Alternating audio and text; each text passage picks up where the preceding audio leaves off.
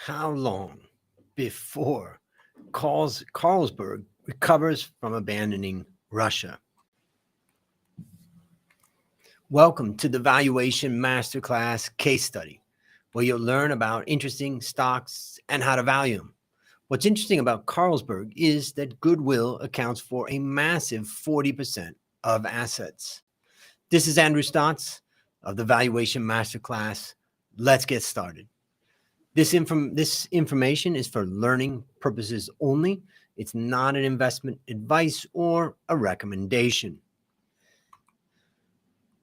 So where is Carlsberg heading after exiting from Russia? Carlsberg Group is in the consumer discretionary sector, or consumer staples actually, and Denmark's leading brewery with an estimated brand value of over 131 billion Danish kroners. There's three things to know about this company. First, poor organic growth outlook for European markets, acquisition strategy to scale into Asian growth markets, and premiumization to get margin back on track. Some key statistics. There's 28 analysts, and currently they have a 7% upside, which is a hold. The company's trading on a 19 times PE ratio, and the dividend yield is 2.5%. My estimate of value is 824. That's a downside of 14%, and that would make it a sell. Again, if you have questions during this time, feel free to ask in the chat. And in addition, share any comments or ideas that you have. So Carlsberg is ceasing its Russian operation. On the 28th of March, they said, from an accounting perspective, the business will be treated as an asset held for sale until completion of the disposal.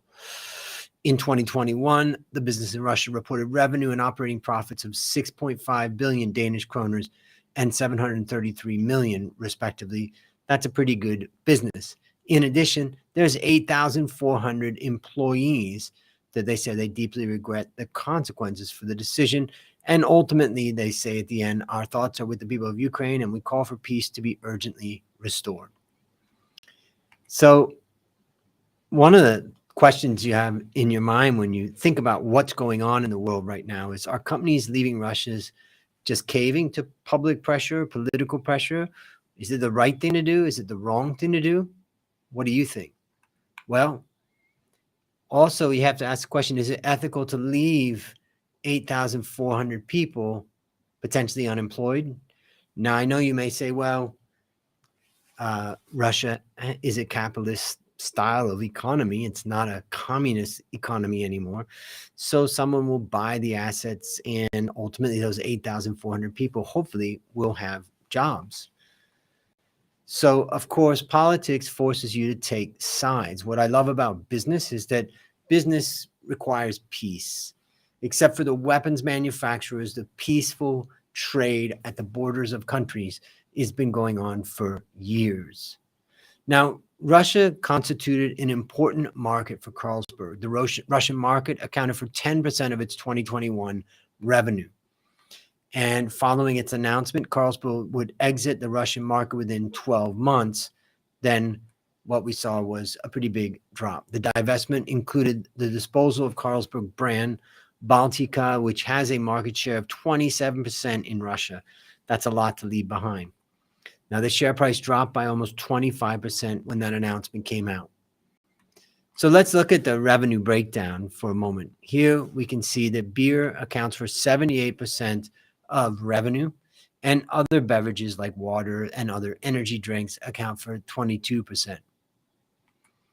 Revenue breakdown, well, Western Europe, 46%, Asia, 29%, and Central and Eastern Europe at 25%.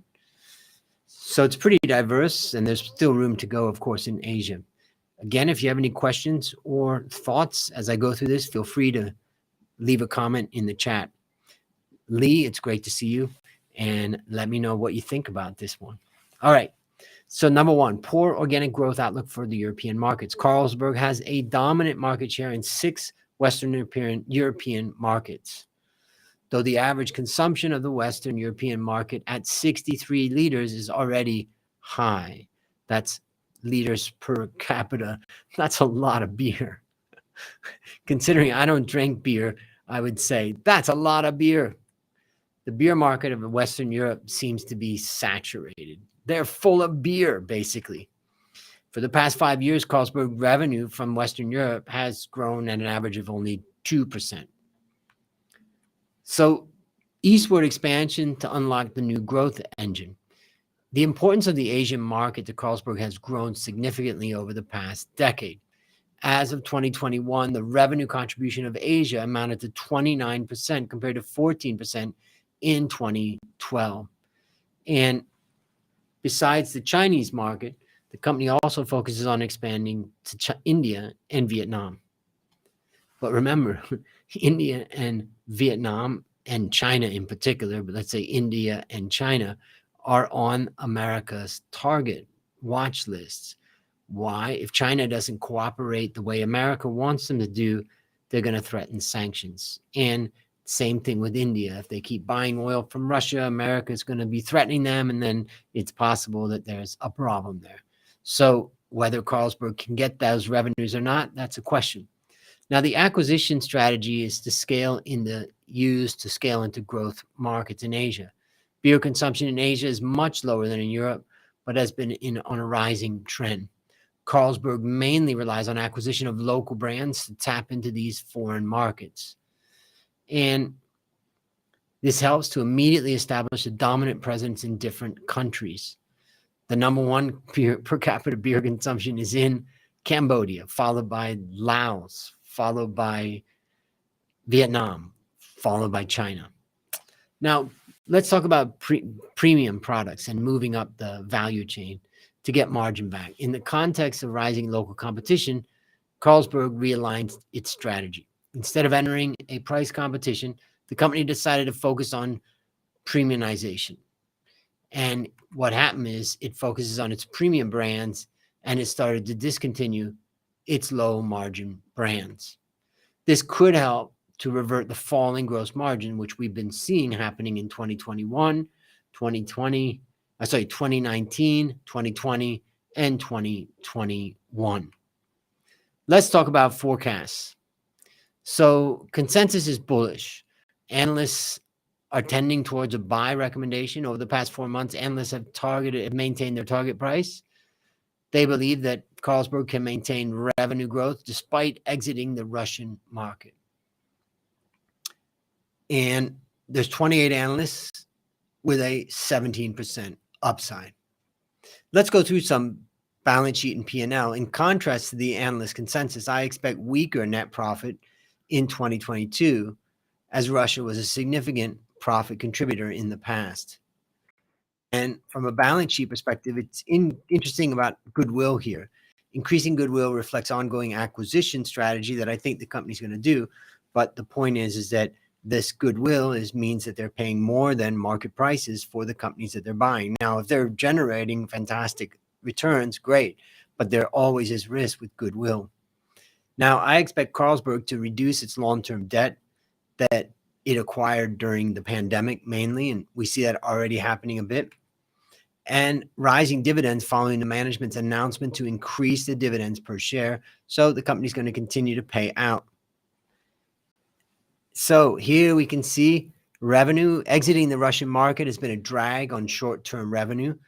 In this table, what we can see is revenue was down by 11.2% in 2020, thanks to the pandemic. And in 2021, it bounced back to 13.8. And now our expectation is it's going to be quite low for the next 2 years as it loses Russia. The cash conversion cycle is negative due to long payables deferred period.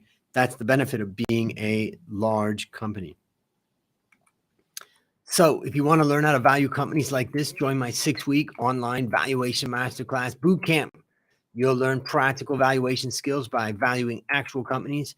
You'll have access to my tools, tips, and tricks. You'll join a group of inspiring financial professionals and get a job through my network of financial industry leaders. The next boot camps are scheduled for July 25th, October 10th, and January 9th. I'll see you in there. If you want to join, you can join for $797.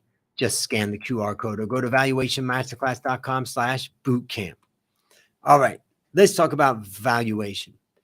Let's review the A-Stot's investment research stock picking checklist.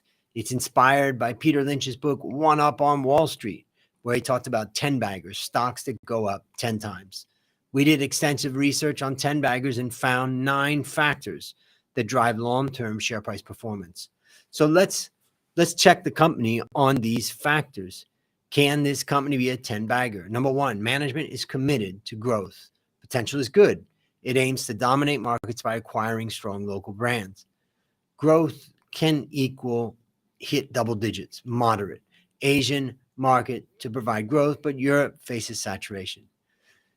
Point number 3, gross margin can remain high, moderate. Premiumization aims to increase gross margin, and it's been falling for the last 3 years. But I would say from a longer term perspective, probably moderate to good. Number 4, earnings are predictable.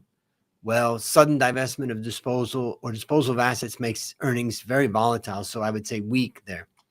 5, efficient at deploying assets. Asset turnover is 54%, which is pretty low. This is an asset-heavy business. Cash conversion cycle is low, good. Cash conversion cycle is actually negative, which is very impressive for them. Cash flow is consistently positive, good. It delivers strong operating cash flow over time. Number 8, capital is readily available. That's moderate. The company has moderate, low leverage. And valuation is reasonable. It trades on a PE, on a high PE, but in line on a price to book basis relative to peers. So I would say moderate. So can this be a 10 bagger? Probably not. Could it be a 2 bagger? Yes. So let's look at it and see that if we look at our free cash flow forecast, in the past, free cash flow has been very volatile due to abrupt changes in working capital.